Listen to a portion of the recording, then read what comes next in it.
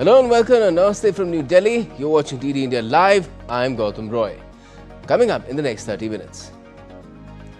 India's retail inflation falls to an 8-year low of 1.55% in July, down from 2.1% in June.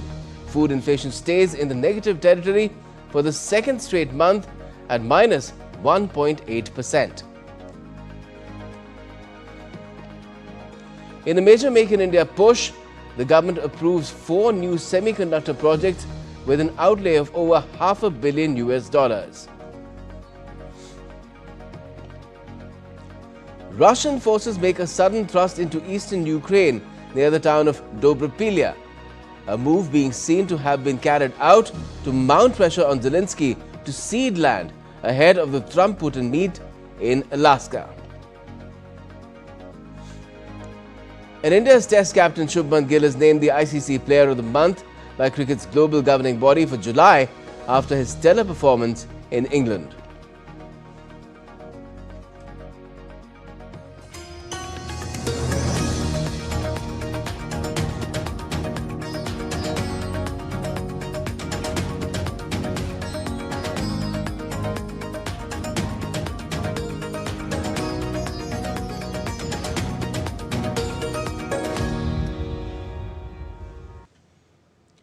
India's retail inflation has eased to an 8-year low of 1.55% in July, down from 2.1% in June, according to official data released on Tuesday. This is the first time since January 2019 that retail inflation fell below the 2% mark. The moderation in retail inflation extends a 6-month streak of sub-4% inflation, with the average since April holding below 3%. Food inflation remained in the negative zone for the second straight month, with the index recording a deeper deflation of 1.8% compared to minus 1.1% in June. The decline was largely led by lower prices for pulses, vegetables, cereals, eggs, sugar and transport costs.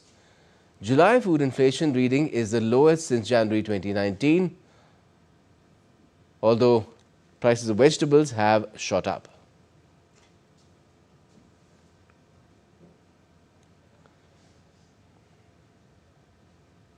Now, India's cabinet has approved 4 more semiconductor projects under India's semiconductor mission.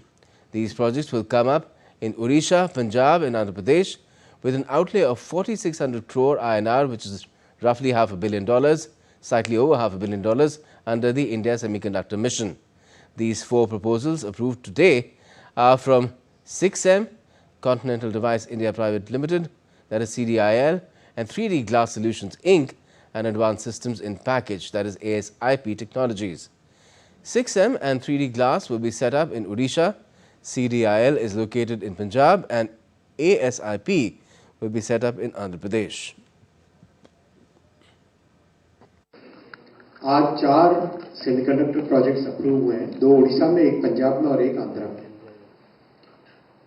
आप जानते हैं कि 2022 में जब semiconductor mission launch हुआ, माननीय प्रधानमंत्री जी का दूरदर्शी नेतृत्व है, जिसके तहत उन्होंने लॉन्ग टर्म स्ट्रैटेजी के तहत काम चालू किया और कंप्लीट इकोसिस्टम पे ध्यान देने का प्रधानमंत्री जी का हमेशा मार्गदर्शन रहा। और साथ ही साथ जो इलेक्ट्रॉनिक्स मैन्युफैक्चरिंग अपनी बहुत अच्छी आगे बढ़ी है, उससे भी सेमीकंडक्टर की डिमांड लगातार बढ़ती जा रही है। And the Union Cabinet has also approved the Phase 1B of Lucknow Metro Rail Project, Uttar Pradesh, with a corridor of a length of 11.165 kilometers with 12 stations, that is 7 underground and 5 elevated. On the operationalization of Phase 1B, Lucknow City will have 34 kilometers of active metro rail network. Lucknow metro का phase 1B बहुत important है। लखनऊ बड़ा शहर है, वहाँ पर metro की बहुत ज़रूरत है, तो यहाँ पर हुआ 5,801 करोड़ रुपए से। तो इस फेज से काफ़ी बड़ी संख्या में पैसेंजर्स मेट्रो का लाभ उठा सकेंगे और नागरिकों के लिए बेनिफिट होगा। इस प्रोजेक्ट को 5 साल में कंप्लीट किया जाएगा। Uttar Pradesh metro rail corporation जो कि भारत सरकार और उत्तर प्रदेश सरकार का एक जॉइंट वेंचर है, वो इस प्रोजेक्ट को एग्जीक्यूट करेगा। In an article, the same minister, in his capacity as the Minister for Information Technology, that's Ashwini Vaishnav, has highlighted India's growing Gen AI startup ecosystem, securing $524 million in the first 7 months of 2025, the highest in the last 5 years, and a massive leap from $129 million back in 2021. This is according to the data from market research firm Venture Intelligence. The minister said, and I quote, "This surge comes as more companies turn to AI for smarter automation." It also mentions that the investors have doubled down on AI and investments in the country. Now that's 4 times the $129 million AI companies raised in 2021 and $475 million in all of last year. Leaders like Fractal Analytics, Atomic Work and True Foundry help businesses level up their tech game. Elevation Capital alone boosted the AI deals from just a handful to about 15 to 20 over the last 2 years. Significant momentum in AI deal flows in 2025 compared to last year have taken place. There has been a surge in AI adoption by enterprises. According to the latest EY report, global Gen AI startups raised $49.2 billion in the first half of 2025.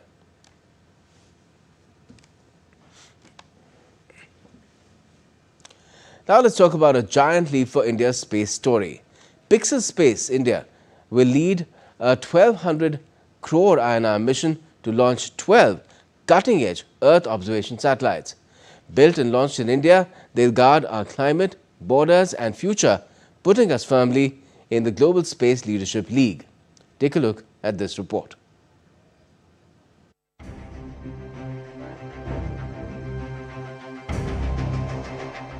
In a historic leap for India's space sector, InSpace has announced the selection of a Pixel Space India-led consortium to establish the nation's first fully indigenous commercial Earth observation satellite constellation. Partnering with PeerSight Space, Satcha Analytics India and Dhruva Space, the consortium will invest over 1,200 crore rupees to design, build and operate 12 state-of-the-art satellites with panchromatic, multispectral, hyperspectral and microwave SAR sensors. These satellites will provide high-resolution data for climate change monitoring, disaster management, agriculture, marine surveillance, national security and more, reducing India's reliance on foreign sources. Under the public-private partnership model, the government will offer strategic and policy support, while the consortium will own and operate the system. Over the next 4 years, the constellation will be deployed in phases, placing India among the global leaders in space-based geospatial intelligence. Tapas Bhattacharya's report, DD India. Now, Russia's defense ministry has released footage on Tuesday showing troops waving a Russian flag in the Ukrainian village of Yablunivska, claiming its capture on the 9th of August. The development comes as Russian forces have made a sudden push near Dobropilya in eastern Ukraine in what analysts say may be a move to pressure Kyiv into territorial concessions ahead of a planned meeting between US President Donald Trump and Russian President Vladimir Putin.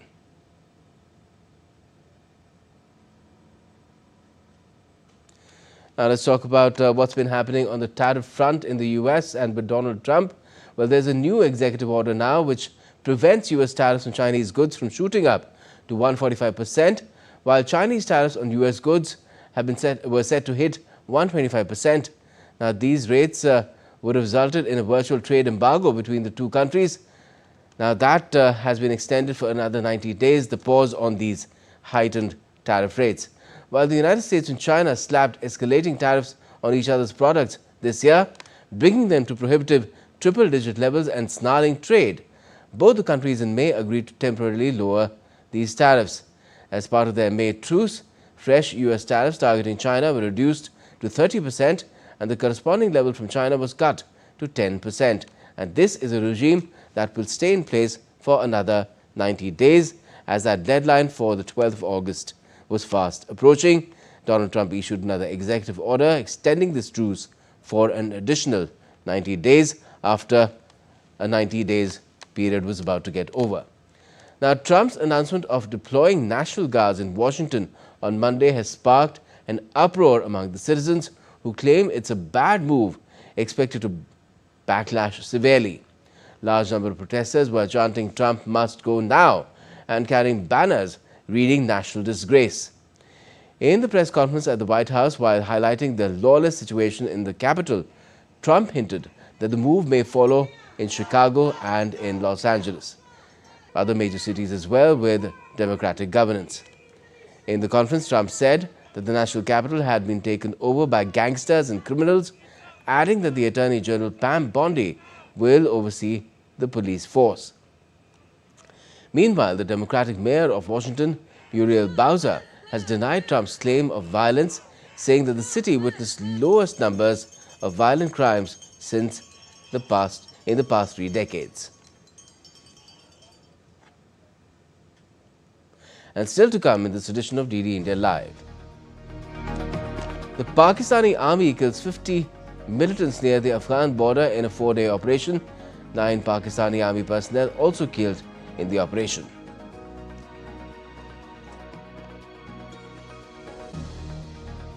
The countdown to India's biggest inter-school football tournament begins.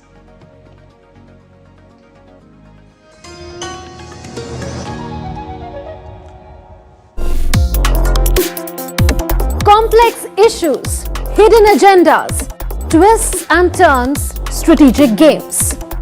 We think all dots are linked. We just need to connect them. Join me every week as I connect the dots to unravel hidden designs in statecraft, mysteries, and decode issues that matter to you. Watch Connecting the Dots with me at these times on DD India.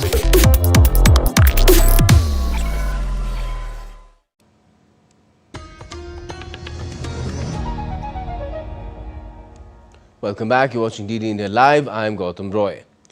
Now, Pakistan's military has said on Tuesday it killed 50 Islamist militants along the border with neighboring Afghanistan over 4 days in a restive southwestern region home to key Belt and Road projects.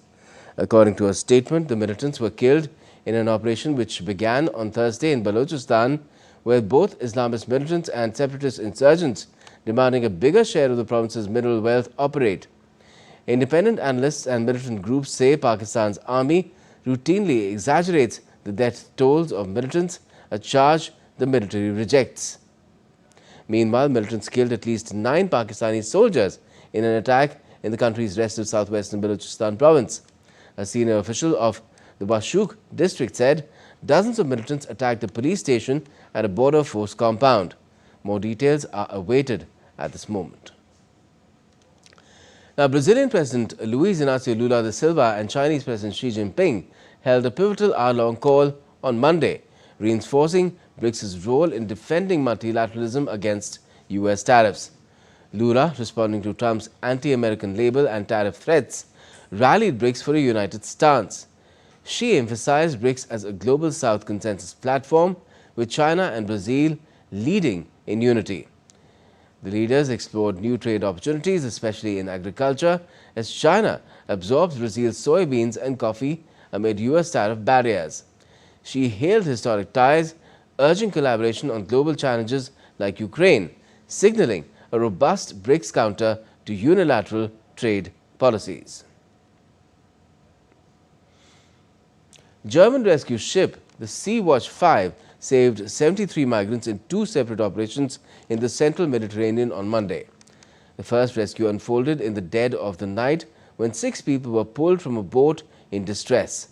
Hours later, another operation brought dozens more to safety.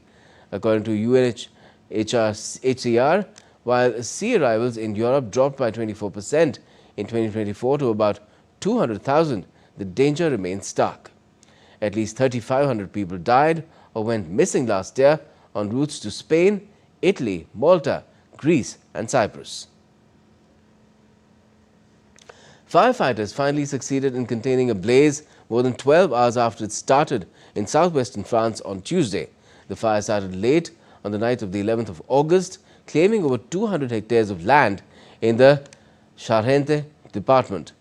Though no casualties were reported, the dry weather and winds have posed great difficulty to the firefighters as they struggled to contain the blaze. This was the second biggest wildfire France faced after many decades. Speaking to the media, President of Charente Departmental Council, Philippe Bouty, praised the firefighting teams for their tireless efforts. Tout au long de la nuit, qui a été exceptionnel. I believe they did a job throughout the night that was exceptional, remarkable, with the mobilization of air resources from the outset of this fire. These resources and remarkable mobilization allowed to have a fire which today, as I speak to you, that is to say 12 hours after the start of the fire, is under control and contained. Now, tech giant Nvidia made an unprecedented deal with the US administration to keep selling chips to China. US President Trump on Monday confirmed reports that semiconductor giant Nvidia would pay the United States federal government 15% of its revenue from sales of certain artificial intelligence chips to China. And according to the deal, Nvidia will share up to $3 billion in revenue with the US government this fiscal year to sell its H20 chips in China. Also, Silicon Valley-based AMD will also pay 15% of revenue on Chinese sales of its MI308 chips, which it was previously barred from exporting to the country.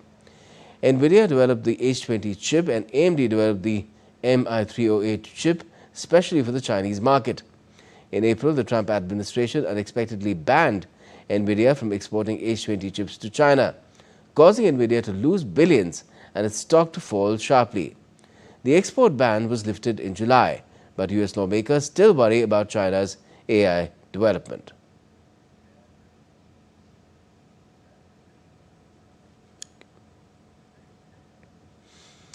Now, India's Prime Minister Narendra Modi delivered a video message during the 18th International Olympiad on Astronomy and Astrophysics being held in Mumbai. Prime Minister Modi reiterated that India is deeply committed to nurturing scientific curiosity and empowering young minds. Further, the Prime Minister said that in India, innovation is guided by tradition, spirituality and science are interlinked, and curiosity gives shape to creativity. India is deeply committed to nurturing scientific curiosity and empowering young minds. Over 10 million students are understanding STEM concepts through hands-on experimentation in Atal Tinkering Labs. This is creating a culture of learning and innovation. Let's now take a look at some other stories making news today in the country. Now, on the occasion of World Elephant Day, the Indian state of Odisha marked the event by highlighting the presence of 2,098 elephants across its 38 forest divisions. Other programs in the state included awareness drives and conservation-focused events. The National Archives of India, the NAI, has acquired a rare collection of Bal Sahitya, or children's literature, created by renowned writer and cartoonist Ram Padarth Shiksharthi. The collection includes cartoons, novels, books and handwritten materials reflecting the socio-political and cultural themes of his time. The Indian Navy has successfully completed its first ever rescue seat certification of the South African Navy submarine SAS Manthatithi. This highlights significant enhancement in bilateral cooperation between the two nations and India's growing naval prowess. Let's now get you some quick sports updates as well. Well, the countdown to India's biggest inter-school football tournament has begun.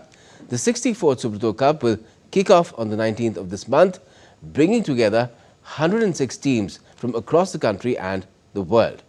The prestigious trophy, along with the official ball and kit, were unveiled in Delhi on Tuesday, setting the stage for over a month of intense action across Delhi NCR and Bengaluru.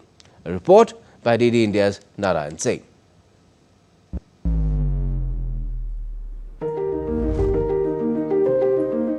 The trophy, official ball and kit for the 64th edition of the Subroto Cup were unveiled in Delhi on Tuesday.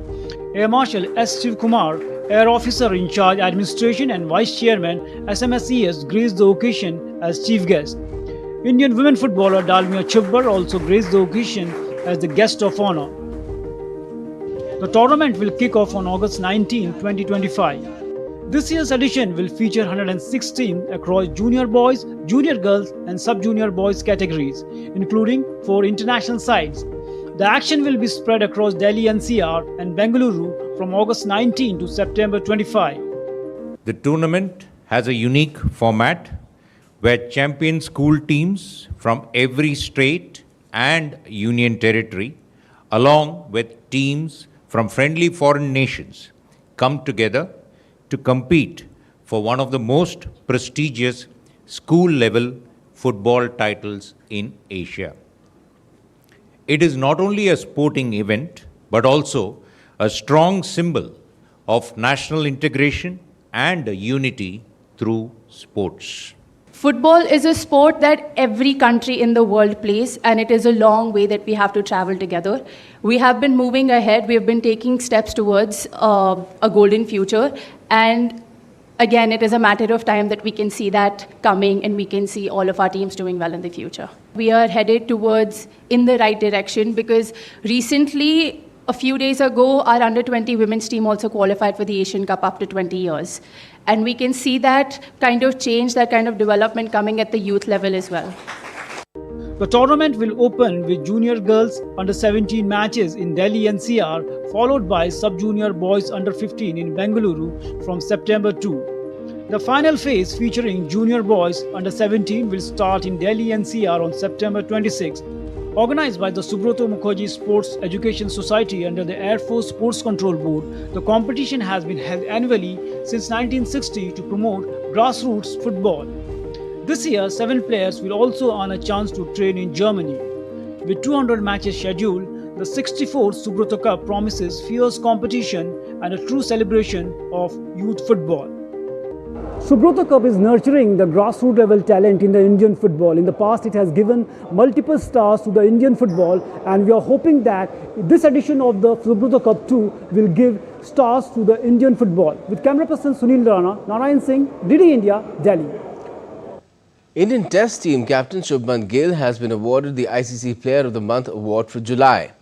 The 25-year-old cricketer had a stellar run in his debut series as Test captain, scoring a total of 567 runs at an average of 94.5 in the month of July. The tally includes a double century and 2 centuries, making him the leading run scorer of the period. This is Shubman Gill's 4th Player of the Month honour from the ICC, having won previously in February this year and in January and September 2023. And that's all we have for this edition of DD India Live. But let us know your thoughts on the news of the day. And for those on the go, you can get all the latest news and updates from India and across the world on DD India's mobile app. It's available on both Android and iOS. Just scan the QR code on the screen and download the app right away. And we'll be back with more news as it breaks here on DD India. I'm Gautam Roy, and from all of us here in Delhi, thanks for watching DD India Live.